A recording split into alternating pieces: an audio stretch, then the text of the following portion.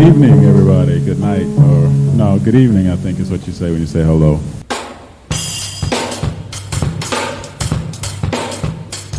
Talking Durty with Maestro. Not just numbers, Not just stats. it's about what they mean. I'm going to send to you the information. Talking Durty. Hello, and welcome to Talkin Durty with your boy.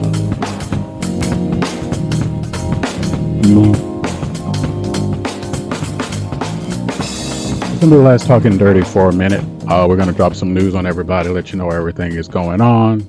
Don't worry, your boy Maestro's still going to be around. Just got to handle some business, got to do some things, got to get a little stuff going on. Then I'll be right back doing what we do, make it do what we do, how we do what we do. So I want to leave you for a little while with some thoughts on the dirty start to the season. It's been glorious. I know it's still early, but it's getting kind of late. Had a few teams who are stacking up the dirties like nobody's business. Not surprised by some of them. And for those who don't know what the dirties are, my old heads could tell you. Give me some points. Give me some rebounds. Give me some assists. Give me some steals. Give me some blocks. Now, a lot of people have gotten close. Like they filled up every stat except one. Some people have barely got in there. But don't matter. You get in, right? One player got their dirty this season with 2 points. 1. It's all right, brother. Still proud of you. You get it. You're in the club. You're at the table. What's interesting is correlating the dirties as some of them are getting double digits in points and rebounds, really making their dirty stat line stand out. That's really nice to see. And I'm still working on trying to come up with a measurable metric to give dirty coaching a name. Coach Skinny, nightmare, man. I tell you, I love that brother. It was a nightmare. And I've gone through a bunch of things. I'll talk about that at some point. Won't bore you with it right now. A couple of teams, though, have been knocking out the dirties left and right. It has not been a lot by one player. Like a bunch of teams have a few guys that have gotten 1 and 2 and even 3 dirty stat lines. But they've had teammates who've gotten at least 1 or 2. Not surprised to see SimWorld Europe has 5 players that have gotten dirty stat lines over this season so far. Oceania has 4.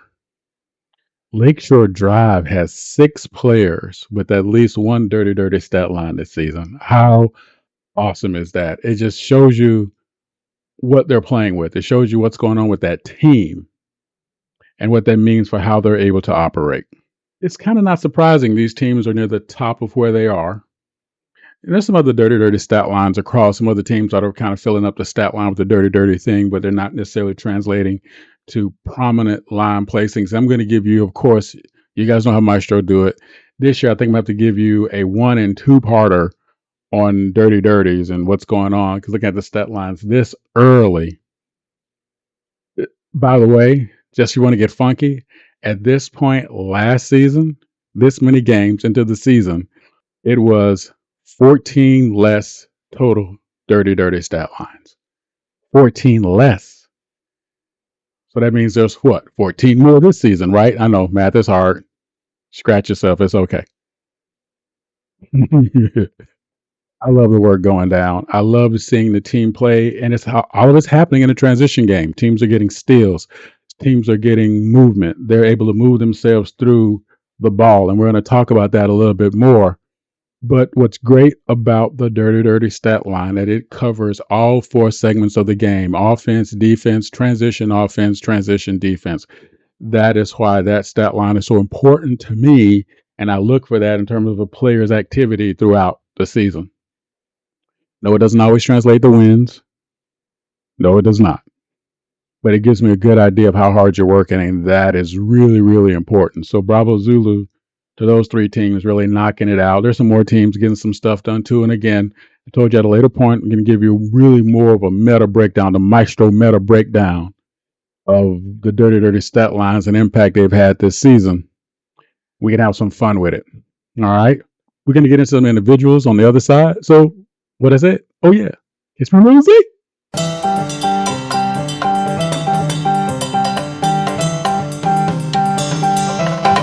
Thank you for listening to the Maestro. Want to get involved? Bring it. Drop in discord.gg/SimWorld Hoops. If you have the brain, join as a coach. If you have the game, join as a player. see the game, be be the the game. game. Now, back to the Maestro.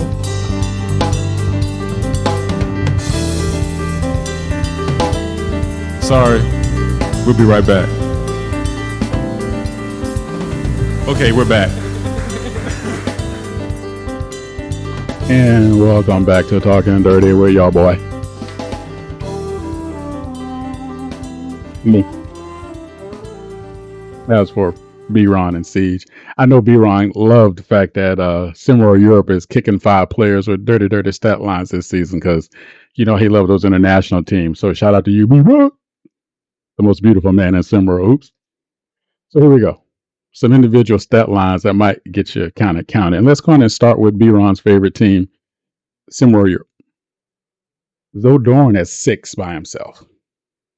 6 dirty stat lines, getting in those points, rebounds, assists, blocks, and steals. But there's a charge in there somewhere too. That guy is all over the place. It is beautiful.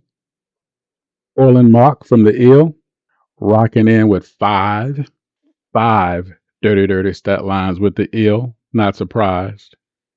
Give a shout out to somebody else here. He's the chairman of the dirty stat line. The reason we even have the moniker of the dirty stat line, Trey Harmon's got 6 already this season, but he's not number 1. And I know when I say that, I know my man just got the hidden pause.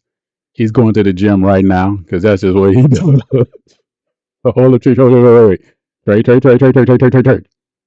Hold up. Just hear the rest of it first. All right, then you'll get your workout on, bro.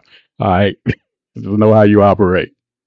Been really kicking it hard this season. Cooper Flagg came in his very first season, and he has been knocking stuff out, getting a lot of attention for a lot of different reasons, the way his game flows up and down the floor and everything else. He's got 7 dirty stat lines.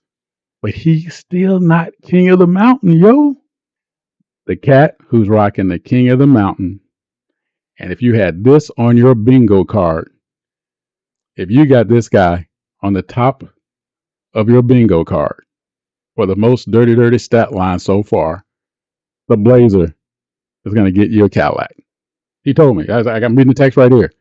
Yo, Maestro, if somebody gets this guy right, tell him I got the proof right there. You can see it. I'm holding up to the computer. You can see it right there. Blazer's such a good guy. Jermaine Owens, rocking 8 dirty stat lines this season. Woo! But you have Orlin Mock on the Eel with 5. Orlin Mock the third with 5. Jermaine Owens with 8. What does that tell you? That tells you that team is working. Oh, by the way, those 2 cats, they have 4 other teammates. So they're rocking 6 players on the Eel, rocking a dirty stat line this season, which means everybody's contributing how they should be contributing, the way they should be contributing. And it's showing up with the records. It's showing up with what we're seeing in the overall team stat line. Dirty Dirters are about hustle. Dirty Dirters are about being able to do that little extra thing, do that one more thing. I know I've told this story before. Share it with you real quick again. Kurt Warner gave a great speech and talk to upcoming athletes. And he shared one thing with us about how you're going to be judged, and you have to understand you can do nothing about it. You can play your absolute best, and you can do that one more thing, but sometimes it just won't be enough because the cat on the other side might do one more thing than you did. And he talked about how he walked off. He played in 3 Super Bowls with 2 teams. He walked off the field all 3 times with the lead, never touched the ball again. but only has one Super Bowl ring. But yet, when you talk about Kurt Warner, even before he went into the Hall of Fame, what was his Super Bowl record? 1 and 2. So what does that tell you? That tells you that if you focus on the stats, playing for, what did we talk about? Remember we talked about this? Some people play for rings. Some people play for things. Those stats. If you're playing for the stats, you can do that, but it doesn't always mean that you're going to help your team win. But if you play for your team and play for the ring and do that one more thing like great players do, they get a steal at the right time. They get a block at the right time. They disrupt the pass at the right time. They take a charge. Love it, love it, love it. Take a charge at the right time. Do that. Be present. Be in the moment. Use those talents. Use that energy to make it work. I guarantee you will have more rings and you won't care about the things. But all the talent that we're seeing here in SimWorld Prep, come on, fam. You guys got it. It's obvious you're working hard. Seeing the season from the start to now, so many of you have gotten so much better. And it's been a mega, mega pleasure to see. And we want to see that keep getting better because help us help you. You play your game. Let us talk about it. If we step out of bounds, pull a coattail. Let's have a discussion. Let's see what's up. Because we're just going to tell you what we see. And you know, if we see it, other coaches and other recruiters see it too. So let's work together. Let's talk about where your head is in the game and how it helps you move forward, because that's what family do. All right, y'all. So it's Maestro saying, holla at your boy. You know what's up. Won't be around for a little while, but I'll be around, if you know what I'm saying. And we'll get back at you. And can somebody please tell me, what does this woman in a bikini on the poster have to do with exterminating services? Like I need to talk to somebody.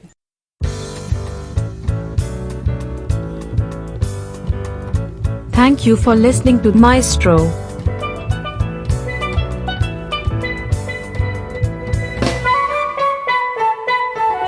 Thank you again for checking out Maestro. Drop a tag below and give us a piece of your mind. See you next time.